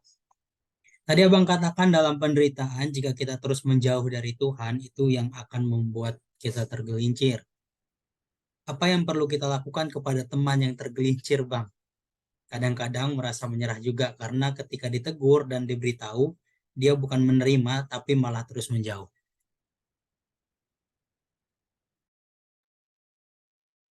Yang pertama, bahwa tadi seperti si Nicholas itu, Walter Stolf, jangan juga kita terlalu cepat menyederhanakan penderitaan yang dialami dengan kuat atau apa gitu ya, yang menyederhanakan bahwa seperti Nicholas Walter Stolf, kamu mau menghibur saya, sini duduk dalam kursi duka saya, duduk alami, mari kita alami bersama.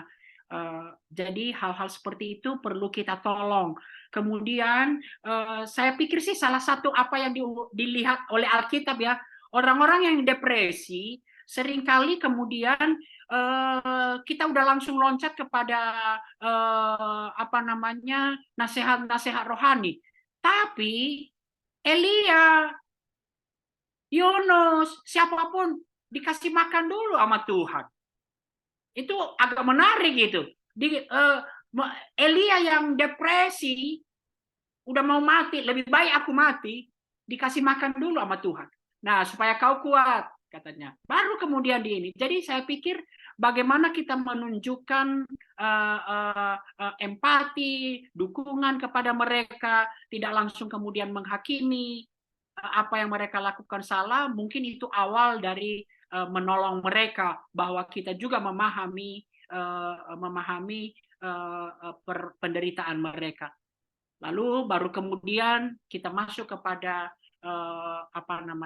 Jadi kalau dulu saya belajar di walaupun saya hanya ngambilnya pastoral counseling 1 ya.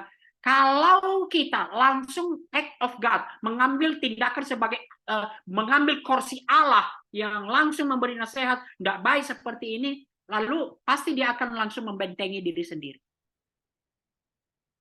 Jadi hal-hal itu juga mungkin perlu kita perhatikan. Kita tunjukkan kasih yang tulus kepada dia untuk menolong dia. Kita tunjukkan berempati kepada dia, apa yang bisa kita lakukan menolong dia. Dan paling baik dia menyadari keberadaannya, dan sehingga dia sendiri yang kemudian mulai menyusun seperti apa cara untuk menggumulkan hal ini di hadapan Tuhan, dan kita menjadi rekan yang baik di dalam menolong. Saya pikir apa yang disampaikan para penasihat Ayub itu sangat jelas ya. Tuhan sendiri yang ngomong, kemudian penasihat sialan.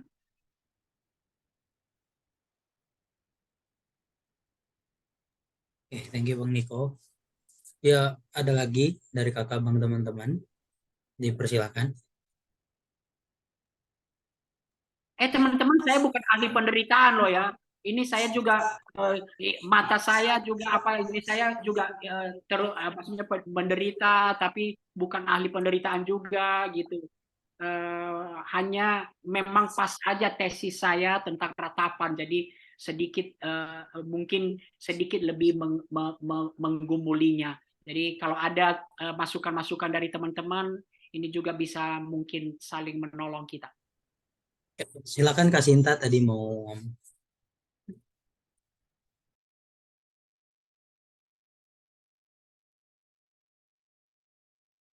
Masih mute ya Kak? Tuh. Sekarang aku menyambung Kak Bora tadi bilang tentang komunitas yang tidak menyediakan tempat untuk ratapan. Sebenarnya kalau ini sebetulnya relate sama proyek terbaru saya, kita mau bikin konten mental health dan kita kerjasama dengan beberapa teman psikolog. Mereka juga, concern mereka adalah diperlukan komunitas yang sehat untuk mental health yang sehat bagi individu. Artinya apa? Pada saat kita meratap, maka itu harus divalidasi juga oleh komunitas sekitar kita. Tapi seringkali adanya lack of education, sehingga komunitas gereja, komunitas pergaulan, komunitas pekerjaan, itu kayak tidak memberi tempat untuk individu itu meratap, untuk memvalidasi emosinya. Jadi kalau mau diaplikasikan, kalau mau dicari outputnya, mungkin JCLC atau Perkatas Jakarta atau alumni atau apalah, bisa menciptakan komunitas yang seperti itu tuh, yang sehat dalam arti memang paham nih bahwa membernya, anggota komunitasnya memang sedang meratap ya, Bang Niko ya, memang sedang bersedih, memang perlu divalidasi emosinya, sehingga ini nggak menjadi PR individu dan Tuhan, tapi juga ada support system, ada sekelompok saudara, ada sekelompok teman yang bisa saling mendukung, seperti ada tertulis, berduka cita dengan orang yang sedang berduka cita. Aku pikir balik ke komunitas seperti yang temanya Bang Gulo kemarin ya, ada persekutuan alumni kan. Balik lagi sebetulnya komunitas ini juga penting sih Bang, supaya kita bisa melewati fase ratapan ini dengan mulus gitu Bang. Makasih.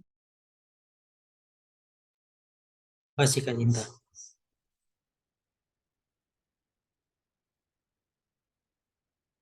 Ada lagi dari kakak Bang teman-teman.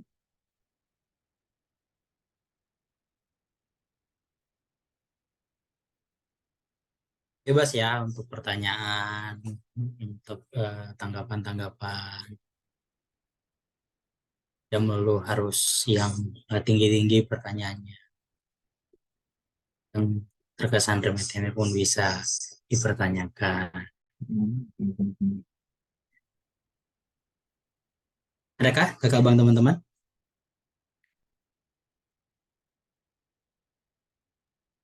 Mungkin salah satu ini juga ya, kalau saya bilang, salah satu kalau seperti si Ruth Videgan mengatakan bahwa ratapan itu adalah universal yang terbentuk menurut budaya masing-masing. Salah satu yang mungkin juga menolong kita dalam ratapan adalah bagaimana umpamanya membuat nyanyian, membuat puisi, membuat ini dalam bahasa kita gitu loh. Kadang-kadang kan tentu bahasa Mazmur adalah bahasa konteks ratapan Yahudi yang mungkin belum tentu lidah kita keluh ketika mengungkapkannya.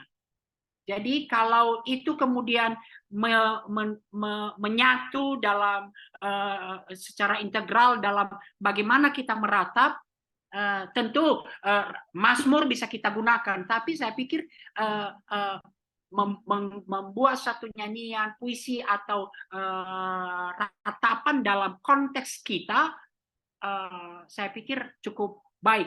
Nah, salah satu ini saya nggak tahu ya, kalau di kampung saya di Nias, Kate, itu ada satu konteks ketika umpamanya ada kematian itu saling apa namanya, saling ratapan itu diungkapkan dalam satu ungkapan yang saling berbalasan, ungkapan yang baik. Dan saya pikir kalau kemudian itu kita bawa konteksnya ke dalam konteks keyakinan kita kepada Tuhan, mungkin akan lebih dekat dengan kita.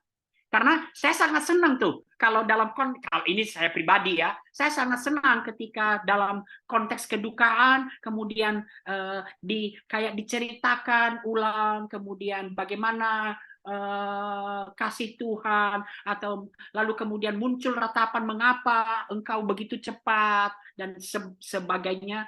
Ini bisa juga kali artinya lebih dekat dengan kita daripada Mazmur yang tentu bahasanya adalah konteks ratapan Yahudi.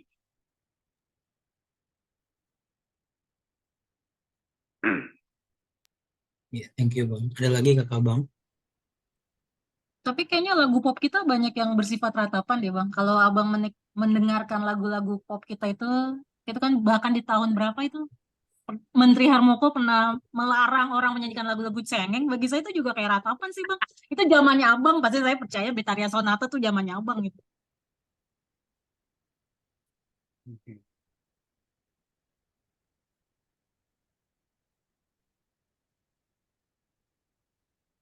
Ini kok ada mau menanggapi? Enggak. Itu nanti saya nyanyi lagi Hati yang Terluka. Belas-belas silakan, kaca Bang. Bang. Ya ada lagi, terima kasih Kak Sinta. Ada lagi. Oh ya, silakan Bang Barmen.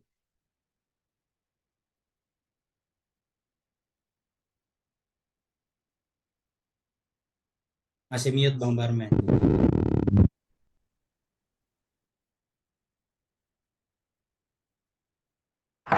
Halo. Ya sudah. Halo. Suaraku terdengar? Terdengar Bang. Kalau tadi kan kita tuh punya kecenderungan untuk bisa segera punya hasil gitu, result, selesai gitu pergumulannya.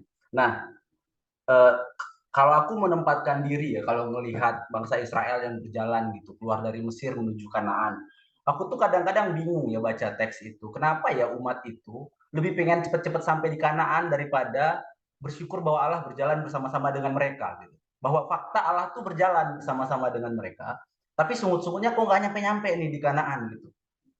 Nah, terus aku balik gitu ngelihat gerejaku lah setidaknya di sini di Bengkulu gitu. Nah, nuansanya selalu nuansa result tadi. Gitu. Allah akan menyelesaikan persoalan, Allah akan lala dan lain sebagainya. Nah, apakah mungkin semakin kita menekankan bahwa Allah akan menyelesaikan persoalan kita gitu, seperti nuansa kemenangan, pekik kemenangan yang diteriakan oleh komunitas kita hari ini, justru semakin menekankan kalau kita tuh ragu sebenarnya dengan Allah yang udah berjalan bersama-sama dengan kita, kayak Allah yang berjalan bersama dengan umat Israel menuju Kanaan itu. Aku tuh nggak pernah bisa memikirkan itu ya. Ada Allah gitu, Yehwa yang udah jalan gitu, menemani di malam, menemani di siang hari yang panas. Tapi kapan nyampenya gitu? Bahwa kehadiran Allah itu tuh nggak bisa dinikmati oleh mereka. Padahal itu Allah itu jalan bareng mereka. Apakah itu Bang? Semakin kita menekankan result itu bahwa yang dia akan menyelesaikan gitu kan, suara-suara yang hari ini disuarakan justru sebenarnya sedang menekankan keraguan kita gitu terhadap Allah yang besar itu. Gimana tanggapannya Bang? Oke, jadi kalau tentu ratapan, salah satu unsur ratapan adalah permintaan tolong untuk pembebasan dari permasalahan. Oke, itu tentu adalah bagian yang tidak terpisahkan dari ratapan. Tetapi kemudian bagian yang jauh lebih dalam kemudian dari apa pergumulan ratapan adalah tentang Allah, keberpihakan Allah, Allah berpihak bagi mereka, atau kehadiran Allah.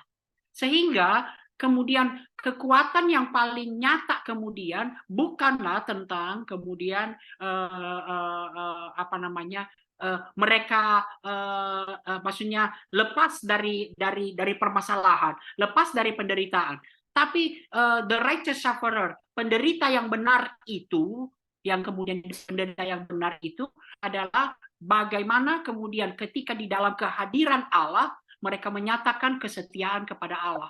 Jadi itu yang selalu kemudian kita lihat dalam konteks ratapan, dan itu yang ditunjukkan oleh Tuhan Yesus. Jadi konteks ratapan yang seringkali dikutip oleh Tuhan Yesus adalah konteks ratapan yang seringkali kita sebut the righteous sufferer, penderita yang benar.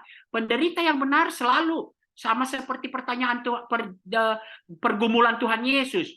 Kalau boleh, pergumulan ini, cawan ini berlalu daripada aku. Jadi kita juga nggak boleh mengatakan bahwa keluhan atau permohonan tidak akan sampai ke situ, akan sampai ke situ. Tapi bagian yang paling dalam kemudian dari proses ratapan adalah mengalami Tuhan, keberpihakan Tuhan, Tuhan hadir, dan itu yang akan membawa dia kemudian pada setia. Kalau kita lihat Mazmur 73 sampai akhir sebenarnya masalahnya nggak berakhir. Dia tetap melihat orang fasik lebih gemuk dari dia, lebih makmur dari dia. Tapi ketika kemudian dia melihat, oh tidak, Allah berpihak pada saya, Allah hadir, lalu dia membuat satu klaim, dia membuat satu komitmen kesetiaan. Kesetiaannya kemudian mengagumkan kita bahkan keluar dari permintaan awal. Lihat ya, komitmennya kemudian yang sering ada nyanyiannya tuh. Sekalipun dagingku dan hatiku habis lenyap. Bayangkan, itu tadi yang dia minta. Itu tadi yang dia minta. Mengapa lebih gemuk-gemuk mereka daripada aku? Tapi akar paling dalam adalah kehadiran, keberpihakan Allah kepada dia. Allah tidak mengabaikan saya. Nah, sampai kemudian kepada satu keyakinan iman. Keyakinan iman yang melampaui bahkan permintaan awal. Sekalipun dagingku dan hatiku habis lenyap, aku akan tetap selama-lamanya. Jadi mungkin itu yang ininya. Nah, bagaimana ratapan kita berkembang ke situ, itu dia ini. Jadi kalau tadi seperti kata Deborah, resolusinya itu hanya selalu lepas dari masalah, dalam tanda kutip ya, orientasi akhirnya itu adalah hasil, maka memang kita akan lihat ratapan nggak terlalu relevan juga. Kira-kira seperti itu. Thank you, Bang. Thank you, Bang Barmen. Iya. Apakah ada lagi kakak Bang, teman-teman? Satu lagi bisa nih ya, sebelum sampai jam 9.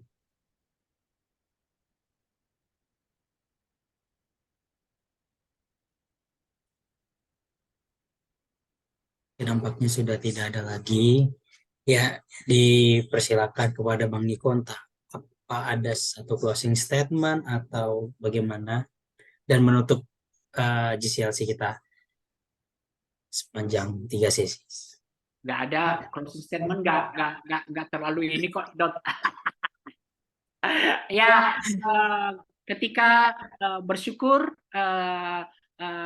artinya kalau pada pertemuan pertama Tuhan peduli dalam seluruh situasi keberadaan kita gitu loh. Tuhan tidak hanya peduli pada dalam tanda kutip puji-pujian kita, tetapi Tuhan peduli bahkan di dalam tangisan, ratapan, dan seluruh pengungkapan isi hati kita. Maka bersyukur bahwa ratapan menjadi satu bahasa yang diberikan di dalam firman Tuhan, di dalam Alkitab kita, untuk kita nyatakan di dalam kehidupan yang tidak pernah lepas dari penderitaan dan pergumulan ini. Kita berdoa.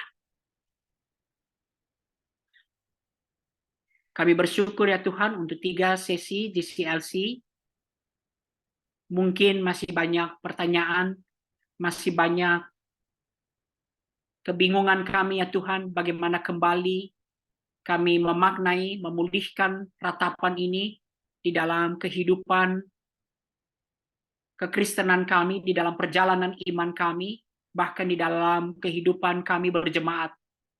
Kiranya Roh Kudus menolong kami mulai dari kami yang sudah belajar hal ini, untuk secara jujur datang mengungkapkan seluruh perasaan, seluruh emosi-emosi terdalam kami kepada Tuhan. Dan kiranya melaluinya, Tuhan memegang tangan kami dan mengangkat kami ke dalam kemuliaan, sehingga bahkan ratapan kami yang masih mungkin dalam kebingungan, Tuhan akan transformasi menjadi satu ungkapan keyakinan, ungkapan ekspresi iman akan kehadiran Tuhan, akan Tuhan yang tidak pernah meninggalkan kami. Terima kasih ya Tuhan. Inilah doa kami, dalam nama Yesus kami berdoa. Amin.